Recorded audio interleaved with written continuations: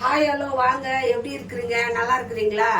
இன்னைக்கு அஸ்வின் சீக்ரெட் சமையல்ல சூப்பரான டேஸ்டியான மாங்காய் சாதம் பண்ண போறேங்க. மாங்காய் திருவிட்டு நம்ம எப்படி மாங்காய் சாதம் பண்றது பார்க்கலாம். பாருங்க, 3 மாங்காய் எடுத்துருக்கிறேன், சின்ன சைஸ் தான். அந்த மாங்காவை நல்லா பாருங்க திருவி வச்சிருக்கிறேன். சூப்பராக இருக்கும் அந்த மாங்காய் சாதம். இப்போ மாங்காய் சீசனு, எல்லாருக்கும் மாங்காய் கிடைக்கும் இல்லையா? அது சிம்பிளாக நம்ம எப்படி இது தனியாக தாளிப்பலாக இருக்கும். இது ரொம்ப நல்லா பாருங்க. ஒரு அகலமான ஒரு பாத்திரம் எடுத்துக்கோங்க. இதில் தான் நம்ம பண்ண போகிறோம் சூப்பரான டேஸ்டியான ஒரு மாங்காய் சாதம். சிம்பிளாக பண்ணலாம் வாங்க. இந்த மாதிரி நான் பாத்திரம் வச்சுக்கிறேன். பாருங்க, மாங்காய் சாதம்னாலே எல்லாருக்கும் பிடிக்கும், டேஸ்டியாக இருக்கும். எப்பவுமே நம்மளுக்கு சீசன் வரும்போது தான் மாங்காய் சாதம் பண்ணுவோம். கொஞ்சம் ஆயில் நல்லா ஊற்றிக்கோங்க, நல்லாயிருக்கும் டேஸ்டியாக. கொஞ்சம் கடுகு போட்டுக்கோங்க. நம்ம மாங்காய்லாம் திருவி போட்டு நம்ம ஒரு பாத்திரத்தில் மாங்காய் வதக்கி சாப்பாடு ஆற வச்சு வடிகட்டி அதுக்கப்புறம் நம்ம கலருவோம். அப்படி இல்லாமல் நம்ம அரிசியும் இது மாங்காய்லாம் தாளிச்சு விட்டு அரிசியும் போட்டு நம்ம செய்ய போகிறோம். அப்போ செம்ம டேஸ்டியாக இருக்கும். அது சிம்பிளானது பாருங்க. இது கூட நம்ம கொஞ்சம் கடலப்பருப்பு உளுந்த பருப்பு எடுத்துக்கோங்க. கொஞ்சம் ஒரு 1.5 ஸ்பூனு கடலப்பருப்பும் உளுத்தம் பருப்பும் எடுத்துக்கோங்க. அதை போட்டுக்கலாம். அதெல்லாம் நல்லா அது இருந்தால் தான் நல்லா கடிச்சு சாப்பிட்றதுக்கு நம்மளுக்கு நல்லா டேஸ்டியாக இருக்கும். கூட நம்ம காஞ்சி மிளகா தான் போட்டுக்க போகிறோம். கொஞ்சம் காஞ்சி மிளகா போட்டுக்கலாம். எவ்வளோ வேணுமோ அவ்வளோ போட்டுக்கோங்க. கொஞ்சம் மிளகாத்தூளும் போடுவோம், அதனால கொஞ்சோண்டு காரத்துக்கு காஞ்சி மிளகா. வெங்காயம் இல்லை சின்ன வெங்காயம் இருந்தால் நீங்கள் கட் பண்ணிக்கோங்க. சின்ன வெங்காயம் தான் கொஞ்சம் உரிச்சு போட்டுக்கோங்க, நல்லா டேஸ்டியாக இருக்கும். நான் ஒரு பெரிய வெங்காயம் பொடியாக நறுக்கி வச்சுக்கிறேன், அதை நான் போட்டுக்க போகிறேன்.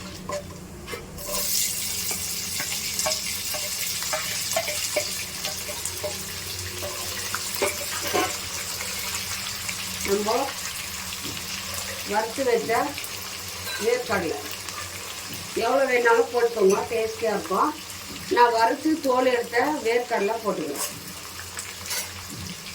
கொஞ்சம் நிறையாவே போட்டுக்கிறேன், சாப்பிட்றதுக்கு நல்லாயிருக்கும். ஏன்னா எதுனா சைடிஷ் இல்லைன்னா கூட நம்ம இந்த பொட்டை இருக்கு இல்லையா, வேர்க்கடலை கடலப்பருப்பு உளுத்தம்பருப்பு இதெல்லாம் நம்ம வறுத்து அதில் செஞ்சோம்னா இன்னும் டேஸ்டியாக இருக்கும் சாப்பிட்றதுக்கு. இந்த வெங்காயம் கொஞ்சம் லைட்டாக வறுத்துக்கலாம். லைட்டாக கொஞ்சம் பெருங்காயம், கொஞ்சமாக பெருங்காயம் போட்டுக்கோங்க. ஏன்னா மாங்காய் புளிக்கும், அதனால கொஞ்சோண்டு காரத்துக்கு ஒரே ஒரு ஸ்பூன் போட்டுக்கோங்க. அவ்வளோதாங்க. வெங்காயம் வதங்கிச்சு. பச்சை மிளகா கூட மிளகாத்தூள் மஞ்சத்தூள் எல்லாம் பச்சை வாடை போயிடுச்சு. இப்போ நம்ம மாங்காய் போட்டுக்கலாம். நல்லா மாங்காவை போட்டு நல்லா இது எண்ணெயிலே வதக்கணும். சால்ட்டு தேவைக்கு சால்ட்டு போட்டுக்கோங்க. ஒரு 5 நிமிஷம் இந்த பச்சை வாடை போடும் இந்த மாங்காயில். நல்லா ஒரு 5 நிமிஷம் கை விடாமல் நல்லா வதக்கிடுங்க. இதில் 2 கிளாஸ் அரிசி எடுத்துருக்கோங்க, 2.5 கிளாஸு. இப்போ நான் இதில் 2 கிளாஸ்க்கு 4 கிளாஸ் தண்ணி ஊற்றிக்கிறேன். ஏன்னா அந்த 1/2 கிளாஸ் அரிசிக்கு நான் தண்ணி ஊற்ற மாட்டேன். ஏன்னா அப்படி தான் திட்டமாக வைக்கணும், ஜாஸ்தி தண்ணி வைக்கக்கூடாது. நான் 2 கிளாஸ் அரிசிக்கு 4 கிளாஸ் தண்ணி எடுத்துக்கிறேன். 2.5 கிளாஸ் அரிசிக்கு அந்த 1/2 கிளாஸுக்கு நம்ம தண்ணி ஊற்ற வேண்டாம். அப்போ தான் சாப்பாடு பலன்னு வரும் நல்லா.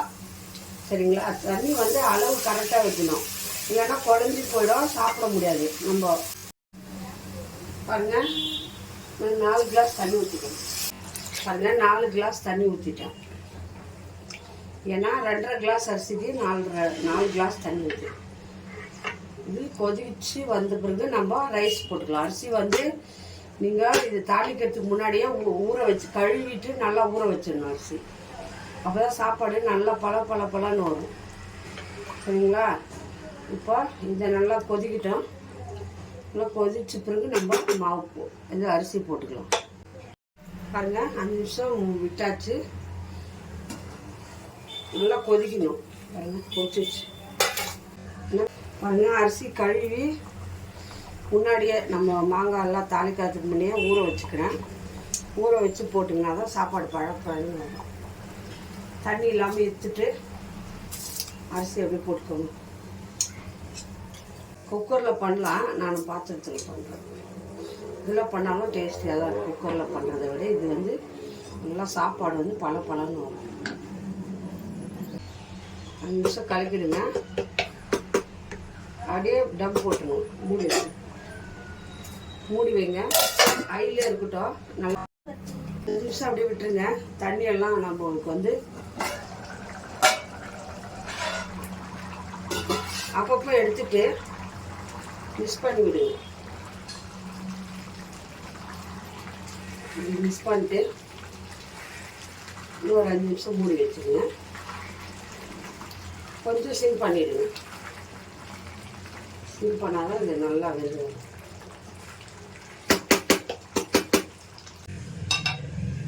சிம் பண்ணுங்க. 5 நிமிஷம் விட்டுருங்க. அப்படி வெந்துடும்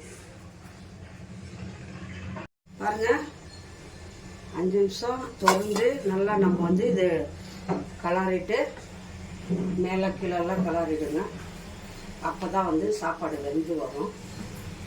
இன்னும் வேகாது. மேலே போய் சாப்பாடு வேகாது. பாருங்கள், தண்ணி எல்லாம் சுண்டிச்சு.